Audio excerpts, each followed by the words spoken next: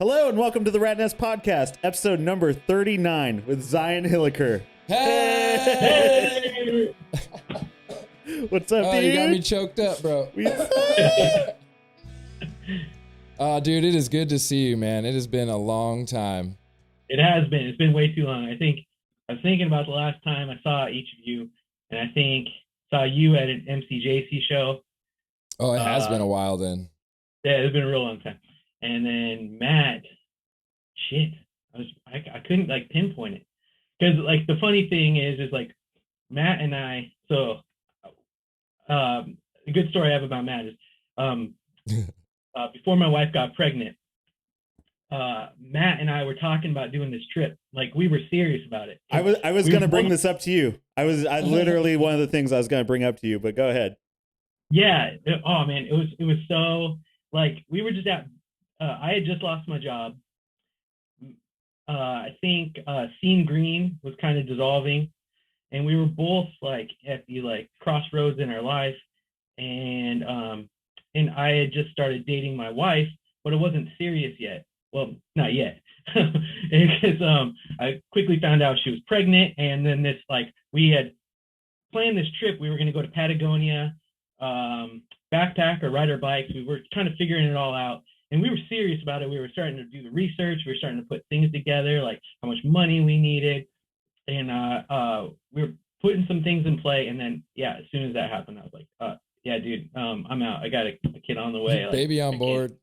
I was just thinking about this, like, because of this interview today and talking to you, but also as like, it made me think about it and actually think about it, like where I was in my life at that point and where you were. And if we actually would have done it, and gotten down there and like what kind of change that might have brought in both of our paths. Like, you know what I mean? Like it was a big journey. We were talking about starting on like the north side of South America and working our way down to Patagonia and riding mountain bikes and backpacking. And it would have been, 900 miles by the time we were all said and done with it.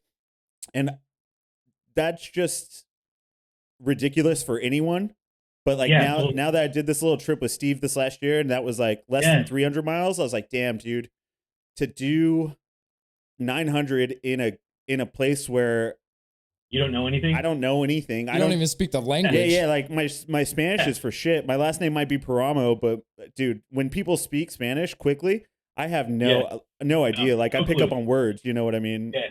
So just the fact that you were like down to do that, like it gave me a little bit more reassurance and confidence. And like you said, you had just lost your job, but you had a good job. So you had a little bit of funds, like you had some money in the bank where you're like, I'll buy your plane ticket or something down there. Cause I was sleeping on a floor, bro. Like, you know what I mean? I was not in a place at 22 to like do this kind of thing, but really, I guess I was because I didn't have any ties to like the area, whatever. But I always think about that. Like, what if we would have done this trip? Yeah. Would we have died? You know what I mean? Like, it would have been some points where we thought we were going to die for sure. Yeah, for sure. Yeah. And the funny thing about that is, like you saying that, like that long trip, to be clear though, both of us were in a lot better like shape physically at the time. We were both riding bikes a lot. Right. Like there was that one day we went up to like La Jolla, and I think we did 60, 70 miles that day with Steve. And like we went up to La Jolla and then like came back down and like we were like cycled like half the day. And so like sitting on a bike for a long period of time at that point in our lives wasn't uncalled for, but like, yeah, like now, like shit, like man, put 20 miles, I would be like, oh, get me the fuck off this bike. I can't ride from here to Highland. So I'm over here looking at you guys like y'all are crazy. Yo, Zion back in the day though too, because we obviously we talk trash. All our friend group talks trash. And so I would lay into you about, you're gaining some weight, like this and that. Yeah. And then you were at like peak physical condition at that point. You're like, I think I could do this ride. I think I could ride 50 to 100 miles a day, depending on the ride, and be okay with it. And to me, I was like, that's bonkers. Like that's insane. Yeah. But you were riding like every day. You had the full like get up. You're the first person I knew that had the clip-ins and shit, you know. Yeah. Yeah, dude, I was putting in the miles at that time, and yeah, I was in way better shape. I was like, yeah, like That's one thing I have to say that I always have admired about you, Zion, is when you do something, you go hard at it, bro. Like you don't half-ass things. And it doesn't matter if it's work or if it's like riding your bike or whatever you're into, you go for it. You know what I mean? And you completely inundate yourself in it and learn about it. And like, then you talk shit to other people because they don't fucking know it. Like it's a great cycle. I hope I've calmed a little bit on that shit talking like to other people just because they're not in like the know or my circle or whatever. But yeah, I definitely like I had a lot of that like younger angst, like fuck you to pretty much everyone. If they weren't about what I was about at that time, you know. That's what it is. It's being young and idealistic. And a couple things like we haven't even talked about why we're even fucking talking to you today. But when we were young, you were the first person to give me a copy of Zinn's People's History of the United States. You were one of the first. You gave me my first Belgian style beer and explained like some of the history of what that was, and encompassing like the San Diego like beer scene. Like you were very into what you were into, and it showed like you were I don't know, happy to talk about it and like excited to talk about the shit that you were into because it was like cool shit. Mm-hmm. Yeah. Hey, real quick, I don't want to diverge off that, but I since I shared that story about you, Matt, I want to share one about Jim. Okay, here we go. Actually, I've known Jim longer than I've known Matt by probably quite a bit because his brother David and I were really close friends from like I think high school. We didn't go to junior high together. We went to high school together, right, until like 9th grade on. But I was thinking about I have probably more stories of Jim just have known him longer. But my absolute favorite one. So I want to preface this by saying that Jim's family is like his mom, his dad, his sister, his brother, the greatest people. Like just the most amazing family. He has the greatest family. And they were always the kindest people to me. But like I probably, to be clear, probably don't agree with them on much. They don't agree with me on much on politics, religion, anything. But always super kind to me, always just the nicest people. But I remember this one time we're working on Jim's car, and I think it was the Chevy, I don't know, it was probably the worst car that you had. Yeah, the Corsica. That was the family hand-me-down car. Yeah. When you got your license, you could drive this piece of shit. So you get something. Yeah. And I think we were putting an intake on the Corsica. That sounds about right. About right. And it was just after 9/11, and the only reason I know this is because Anti-Flag had just dropped this like 9/11 for Peace album. And I was just kind of getting into them and getting into more like left-leaning political punk instead of just like kind of, the pop punk we were all listening to at the time. And we put on that album, and I had not listened to it at all. And Jim's dad was out in the garage where we were because he had a train set. Like he was really into trains and he was working on it. And we were playing Anti-Flag, and it's like going along, but then they get to this part where they're like get real preachy, and they're like, it's not our fucking media, it's their fucking media.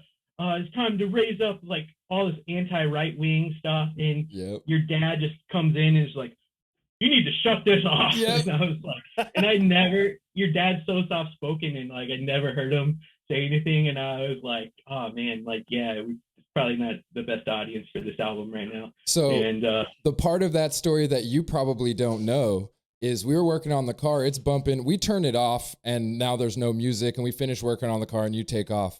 And my dad comes up to me later and he goes, what are you listening to? And I was like, it's punk. Like, this is the music I'm into. And he goes, I want you to destroy that CD. I was like, well, it's not mine. Like, it's not here. I don't have it. And he goes, well, if you're listening to that kind of music, like I don't want you listening to that. So I know my dad doesn't listen to this podcast, so I could say this. I went out to the car, grabbed an Exhibit CD, like the wrapper that I had burned, and I cracked it right in front of him. And I was like, "Here you go, Dad." And it like made him feel so proud, but little did he know that it actually wasn't the CD.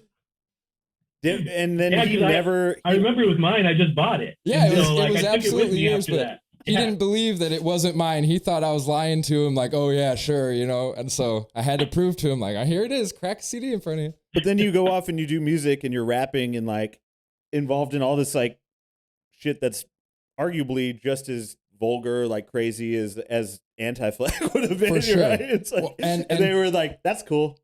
To be clear, my parents my dad in particular has made a hard 90-degree turn as far as his acceptance of things when it comes to religion and politics. He and I, dude, have had some of the deepest, like, meaningful conversations about like religion and politics and things, and we always end up coming to a conclusion where we can both find like common ground. You know what I mean? Where before you knew he was very, very conservative and he was a pastor, so he's got very harsh religious views, and he's softened that up and become a lot more like open-minded and listens to like other points of views. And I wouldn't say he implements them, but he at least takes it into consideration now. Yeah, dude, but I can't stress enough, like your mom and dad and your sister and your brother, like, dude, the greatest people, including you, Jim. I was gonna say, what happened, bro? Like, they're so sweet. No. I'm over here. I'm the black sheep. No, and I will say one other thing before we like dive in is just like Jim has always been an amazing friend to me, and I probably haven't always been the best friend to him. Like, especially with like girl stuff back in the day, I was kind of a dick about some like, you know, like when we were younger, like liking the same girl and then me still pursuing it after I found out about it, and like him liking someone, you know, and like that happened on a couple of occasions, and I wasn't always the best like bro friend to him. Like no matter what, was like anytime I saw him after that, it's like, "Hey man, what's up?" Like it didn't hold any grudges against him. Maybe he secretly did, but like he never let me know about it. Yeah. Hey, that's kid shit, dude. That's what you go through with your bros in your 20s. Like it's all about fighting for the chick and trying to see who's gonna win out. Like I always just felt like fuck, Zion's after, like I'll just give her up. Nah, dude, it's all kid shit. Water under the bridge, bro. It's always good to see you, man. Yeah, you too. Both of you guys. Hell yeah, dude. And to bring us, I guess, to our first point last, is that we haven't seen each other in a long time because you moved from San Diego now, what, 15 years ago? No, not quite that long. I was just thinking about it. We're getting close to 10. It's like about 9-ish. 9, right 10? Okay. Yes. Yeah. So, because we moved here to, me and my wife purchased a farm with her parents. So we owned and operated together, and it was just like, about 10 years ago. Now, did you guys bought that all together? That wasn't their farm previous to that? I always was under the impression that you guys were having the baby and that they were already running this farm, and that's why you moved up to northern Washington to kind of live up there and be a part of it. But this was like an idea that you guys all had together. How did it come about?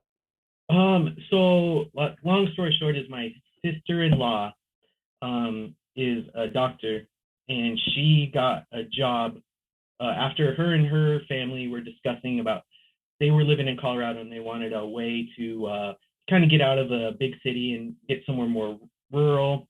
And so they agreed on a few places.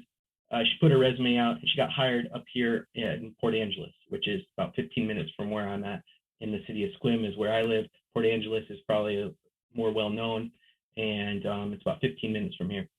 And so she got a job there, and her family moved to Port Angeles. And then Christy's parents, my wife is Christy, and her parents wanted to follow her sister up here. And so they moved up here, and then they called us and was like, "Hey, how do we get you guys to move up here to the Olympic Peninsula in Washington?" And I was like, I don't know, like I was thinking of just doing, we talked about like maybe possibly buying a farm or a bike shop or like you know, like a tent camping area, just something to do outside, something to be outside. And so we started looking at businesses, and we actually fell through on like a fruit and vegetable farm, which I'm really glad we didn't do, because God, that's a lot of fucking work, man. Hell yeah. And so that we actually were in escrow on this other farm, and that fell through. And then this lavender farm came on the market, and we knew nothing about lavender, but the previous owners were so excited that a family was going to buy it, so they like stayed with us for like a month, and they had an RV and just parked it on the property and stayed with us and kind of showed us the ropes. And the nice thing about lavender is it's really easy to grow. I mean, there's a lot of processing and harvesting and stuff, but pretty simple, pretty easy to grow. And so we bought the farm, and the rest is kind of history. We've obviously grown the farm and done a lot of things differently than the previous owners, but yeah, that's what we're doing, and it's great. My kids love it, and yeah, What don't want to ramble too much. did her family have any background in farming, or it was a completely new endeavor for all of you guys? Yeah, completely new endeavor.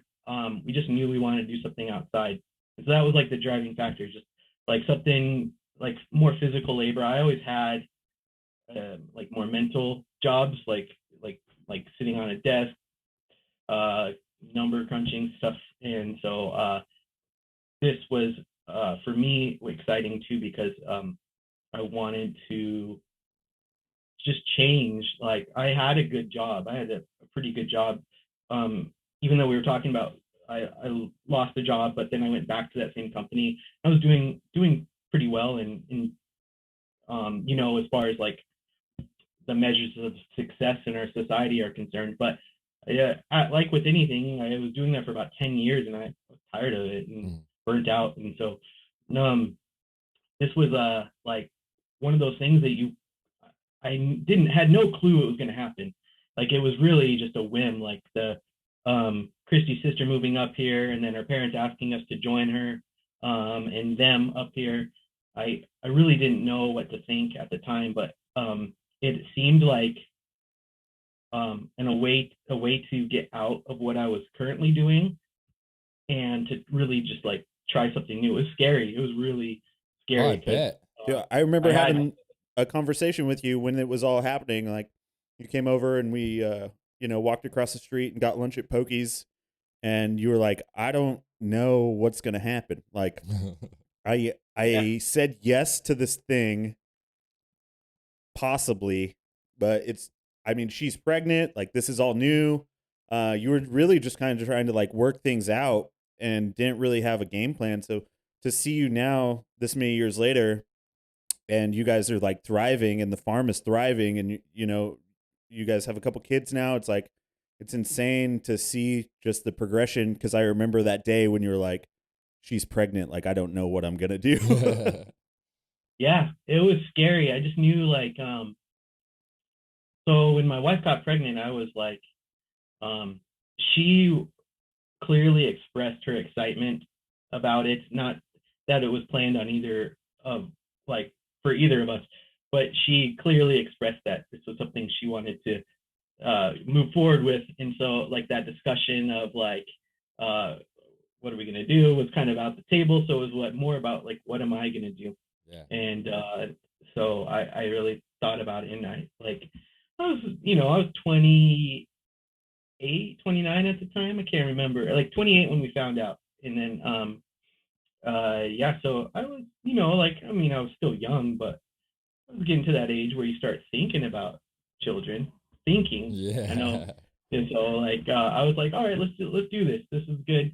And I think it helped because like I had been in other relationships, but like my wife is like the kindest person I've ever met in my life. Just the like she's like to a fault nice. And so I was like, this is kind of probably what I need. Like I'm not known as a very kind person most of the time. So I was like, this is a good balance. This is a good balance. And we were getting along great. She moved in with me while she was pregnant, and we lived in my house in Chula Vista until we moved up here My daughter was born in San Diego, and we moved like I think right after like her first birthday, if I remember correctly. Uh, Dude, might be messing that up. it's such a trip for me to hear. So I was under the same impression as Matt. Like this was your wife's family, and like Yeah, you met this chick, you guys got pregnant, and you're like, all right, let's move up with the family. Like hearing that yeah, it was like literally, and everything in your life just at that moment seems to have taken a turn. You know what I mean? Obviously for the yeah, better, but it was like everything that you knew, everything that you identified with completely changed. And when I heard that Zion Hilliker was a dad and was owning and running a lavender farm, it was like the biggest shock to me ever. Like I had to do a double take and ask like, wait, Zion that I know is yeah, running a yeah, lavender farm? Like how the fuck did this happen? But yeah, those times in our life where like everything is at a fulcrum, you know what I mean? And you can yeah, pivot, and being able to see the opportunity, let alone get to that place, but see the opportunity as a positive and be willing to make that complete right, shift and pivot. Yeah. Dude, kudos to you, because I know you said it was frightening, but you stepped up to it, you confronted it, and you did it. And now look at you. Thanks, man. It was, yeah, it was like scary, and I don't think it's like those crossroads in your life, like you're mentioning that, and we don't get a lot of them that are that like scary or that major in our lives, and that was one of mine, and I'm really glad the decision we made. It's not all positive. Like right now, like I am a Southern California native, and fuck this weather right now. Like seriously.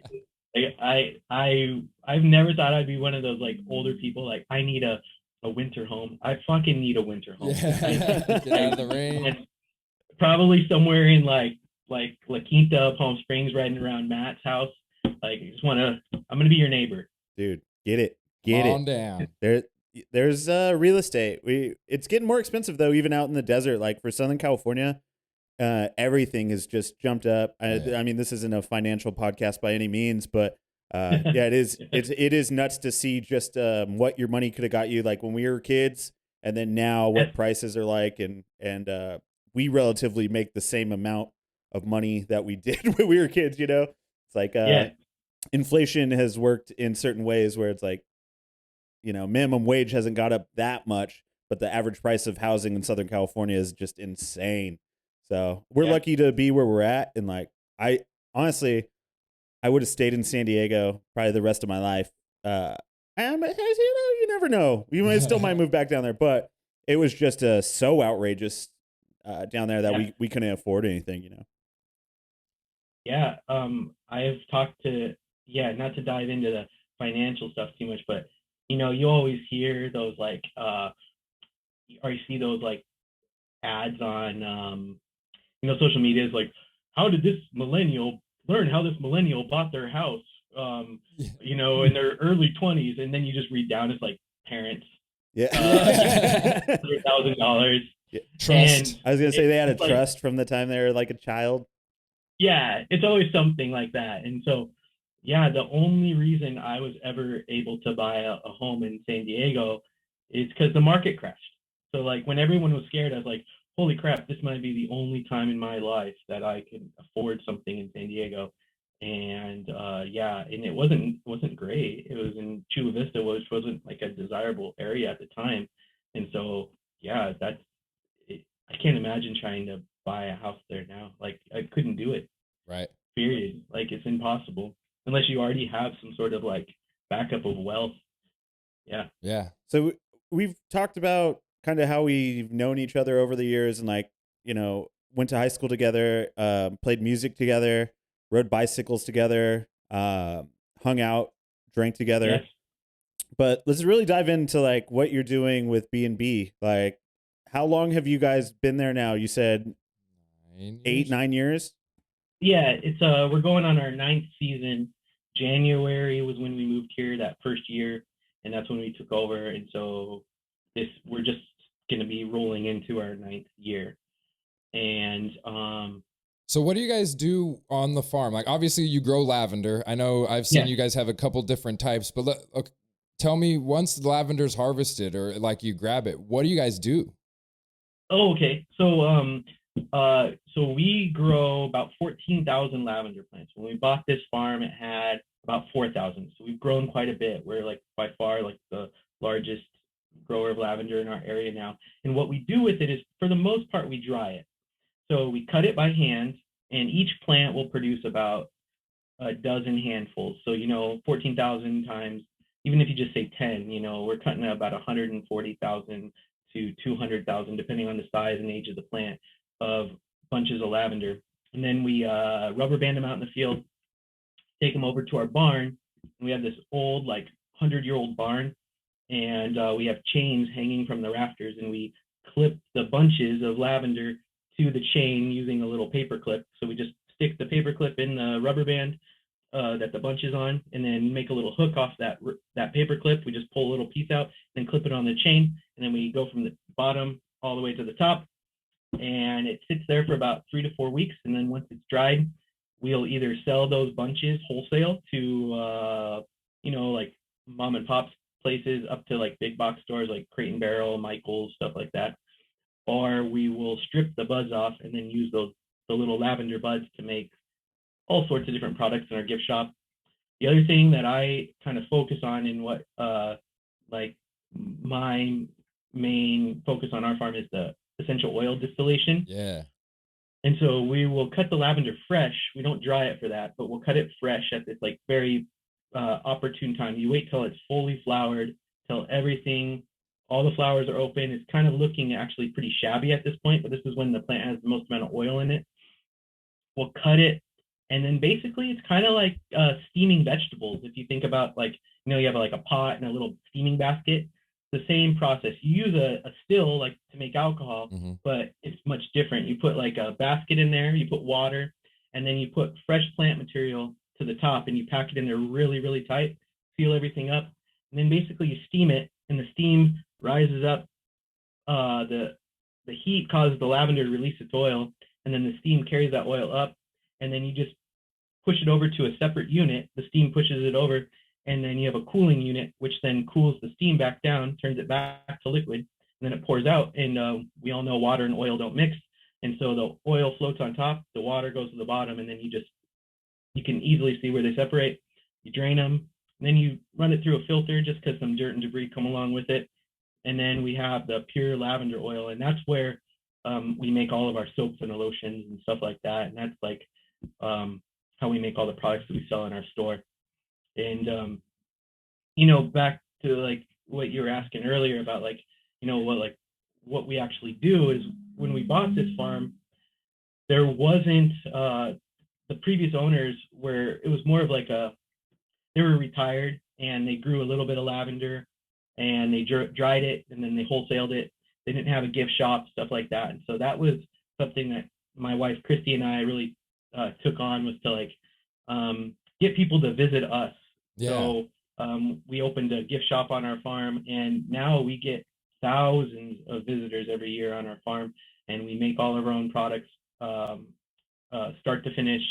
And so we distill the oils, we blend the soaps, the lotions, bottle them, label them, sell them in our store. And it's really cool to see people from all over the world come to our farm. Heck We've yeah. actually put a map in our store every year, and then we clear it off at the end of the year.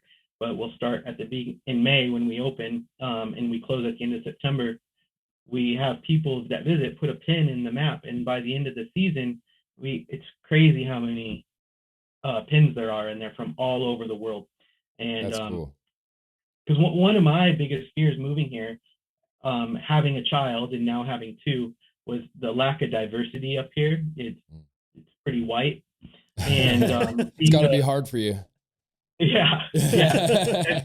Being from Southern California, that there's something to be said about having this mesh of cultures and colors and different ideas, and that doesn't not that they don't exist on a small part here, but it's very like monoculture, like very middle class white up here. Yeah. And so I was worried about that for my kids, and so it's nice for them to see diversity just even on our own farm.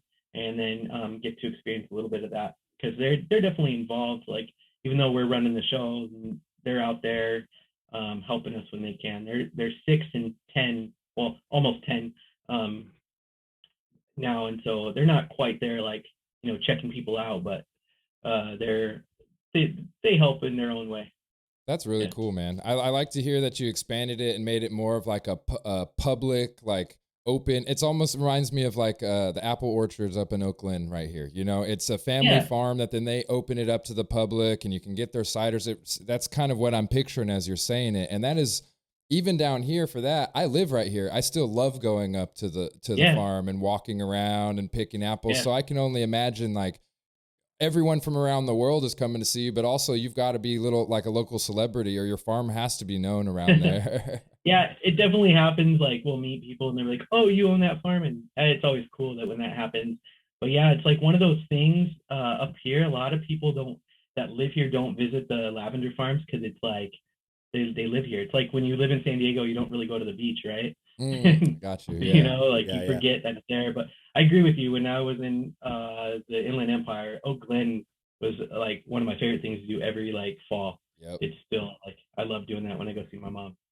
Yeah, that's rad. So opening up to the public had to be its own can of worms, like in and of itself. Like you move up to a farm you've never farmed before. You're like learning how to do lavender, and then you have to undertake this entire legal process, I'm sure, and insurances and all of that stuff to be Yeah. able to allow the public free reign of your farm. Like I can equate it to like someone trying to open a music venue or like an art gallery or something like that. There's got to be so much more back end and so much more procedure that goes along with it once you open it up to the public. Is that right?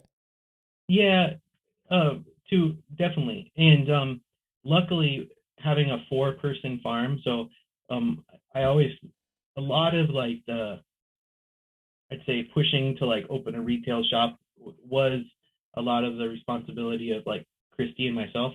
But my father-in-law likes to do or like some of that like back end accounting type stuff, and so he was always making sure we were kind of like up to code on stuff like that, and Oh, it good. was nice because he took care of that stuff for us. Now they're starting to they have in the last few years kind of removed themselves for that, but he put in the groundwork to help make sure that like we were up to code for everything.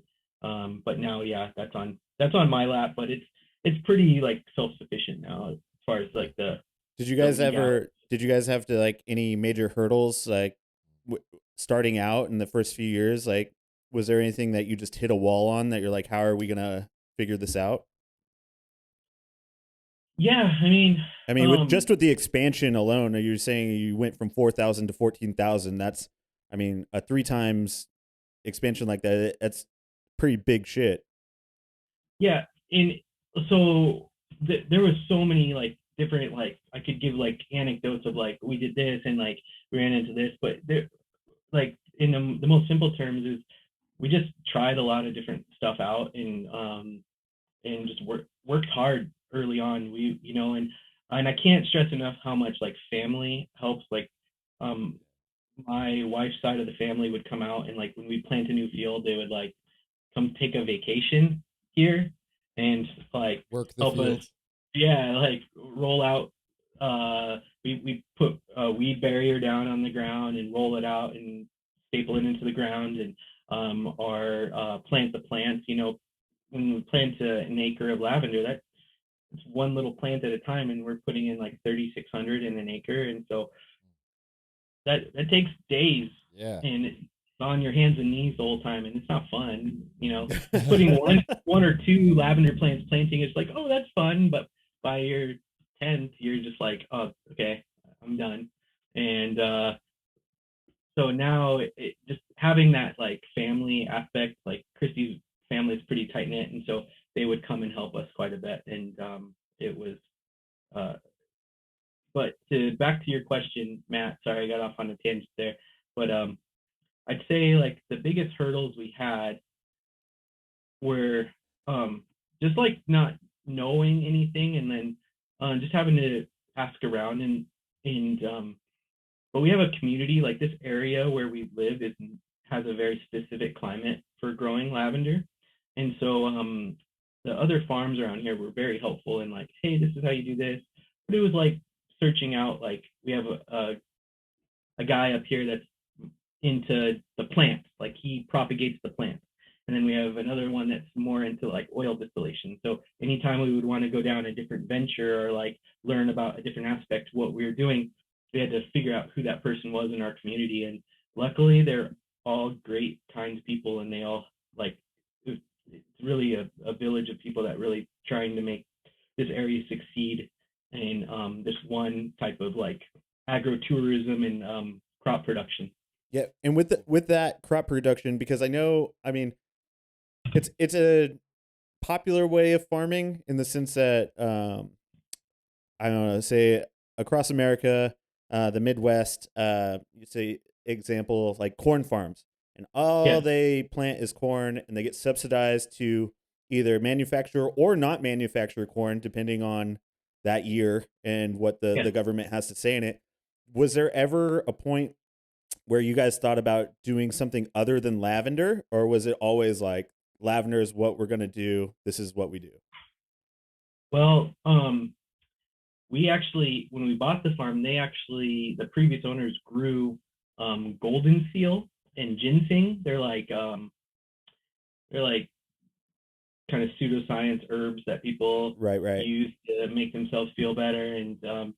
And we grew that for a couple of years, but it takes it's a life cycle of about 4 years, and we were just Oh, it grows underground too, and it wasn't very exciting. yeah. And it took like the investment return is extremely high because it's very sought after, but it wasn't fun, and so we were just like, let's just stick with the lavender. So we ripped up those fields, and that's where like the land came from to expand the lavender growth. And then we grow some other fresh flowers. We grow like hydrangeas, is the other big one we grow, but it's mostly lavender, and that's where our focus is. That's where like we make our products, and um, yeah, That's rad. it's, it's It sounds like I like hearing what you're saying because you went up there obviously to start a business and it's family. You got to be profitable. But what you're saying is the thing that's the most profitable that we're growing, that's not fun. So we're going to get rid of that. Like, that's yeah, not what you're there for. It's not the focus to be this like $1 million lavender farm. It's no, this is family and this is fun. And like that shows the love that goes into it, obviously. You know what I mean? If you grew that ginseng and you hated it and you ignored it, it's not going to be the best ginseng, but you love growing this yeah. lavender, it's obviously going to be the best. For sure. And you're right. It's not like a bottom line thing, but owning a business, obviously we do want to be profitable, but you're right. It's always more to that. And like it's funny, kind of being in that role because you guys know I've always been kind of like left leaning in my political affiliations Who, and you? views. No. And so having now being like a small business owner, Uh-huh. like it's like You it's bought in, interesting. bro. Yeah, well, it's just that it's funny because I now have that perspective of like um to me it's not about making the money for the money's sake, like just for growth. It's about how can I give my employees better wages? How can I give them like just a better work environment? And so it's really a challenge for me has always been to owning a business, but then making sure that that business meets my own personal like ideals and things Yeah. that I preached Yeah, very I was very like proudly, and making sure that I still like and I think we have in at least I hope we don't have a ton of employees, to be clear, like we don't have a ton, but I would hope that they feel like we try to do right by them and pay them well. Mm-hmm. the second you started saying that, I was like, had the question in my mind was just gonna go right to this. Is like, how does 19-year-old, 20-year-old Zion think of himself now as a fucking farmer? Like you're like, I'm punk rock. I like beer. I mean, like now I'm a family man and I worry about my employees, but the idealistics of like being young and idealistic still hold true in the sense that like don't fuck people over. Try to be as good of an employer as you want your employees to be. Don't discriminate. You know, everyone's equal and everyone has a valid Yeah. point into what they're saying. And it doesn't seem like you've lost any of that. No, and you know, like I've always stressed, like, you know, COVID has been tough with any business, and being up here, in Washington, we have just kind of like how Southern California is. Like we have the conservative areas, like the Inland Empire, Orange County, but then LA tends to be more liberal. But up here too, it's like Western Washington, Seattle area is very, you know, liberal, but then Eastern Washington is very conservative. And when summer's here, you know, people travel all over, and so we get folks from all over. And I've always been like to our employees, like something doesn't feel right, if someone's like, you know, not wearing a mask, or it's like you have full economy, like I'm not going to be mad if you tell them to fuck off and like out of the store or whatever. Like do what you think's best. Like in it's been I'd say one of the biggest challenges is like this. um I don't think from our employees perspective, they haven't had those like freedoms as an employer before, like, hey, do what you think's best. Uh-huh. Like I think they're so it's taken some like, yeah, I trust you in your judgment. Like I don't need to be here and like make every decision for you. So it's been it's been like work for both of us to figure out like the best balance. Heck yeah. Well, kudos to you, because capitalism needs more people going into business thinking about their employees and making lives better. You know, so much in business school and stuff, they teach you, you know, here's the time and you want this much productivity. And then if you get more time, then you better get to this much productivity. But in reality, it's productivity is the standard, and the time that it takes should go down. Give people a better benefit of life, you know? And kudos, because a lot of people, even coming from very, you know, left or punk rock or open-mindedness, I guess, like towards people and humanity, oftentimes will get into business and just get blinded by that bottom line. And I'm doing this and I have to make my money, and that's where it becomes very greedy. It's nothing personal. Yeah. It's business. Right. That statement sucks. Yeah. Like going into it with you, it's like you're going into it like an artist goes into painting. Sure, I'd love to get paid for my art. I'd love to do a show and have it recognized and make money on it, but that's not the point of making art. It's beautiful to hear how easily that mindset transitions from being a creative person or just being a regular minded person, being able to step into this business atmosphere and bring that same artistic creativity to it, and recognize that I'm not here for the bottom line. I'm here for the people, and that is really the point. I was really lucky too when I first moved here. I went back to college. There's a small community college up here, and they have, even though it's a community college, they had one bachelor's degree program that you could do here locally, and it was in business. And I was like, hey, that makes sense. I'm starting a business. And when we first bought the farm, it was a lot smaller, as I mentioned, and so we weren't as busy. Like I couldn't do this now, and so I jumped in and went back to school. And while I was getting my business degree, I was really lucky that the main professor I had, it was a small college, but she just started at the college right when I came into this business program, and she had her degree in like economic justice or like workplace justice. And so her focus on when I was getting my degree is on how do you make a workplace more equitable? How do you make things, and not just financially, but like how do you get people's input? How do you make them a part of your decisions? And so it was really cool, even though, again, I'm on this super micro scale. Like we have 4 or 5 employees, depending on the time of the year. And then we have about 10 harvesters when we harvest, but that's a very like short period of time. so on a day to day, I'm not dealing with a lot of employees, but it was really I was really lucky to have fallen into like this local little business program and get my degree at this small community college, and learn from someone that is like has her PhD in something that like fully aligned with my perspective. Yeah, right? To have that mindset right off the get go and like getting started with it all. It's like, all right, you learn the right way from the start, Yeah. which is great.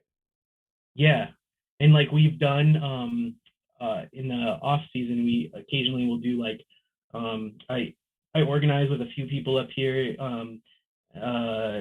like politically, and so we've done some like showings in our barn of like different movies to help.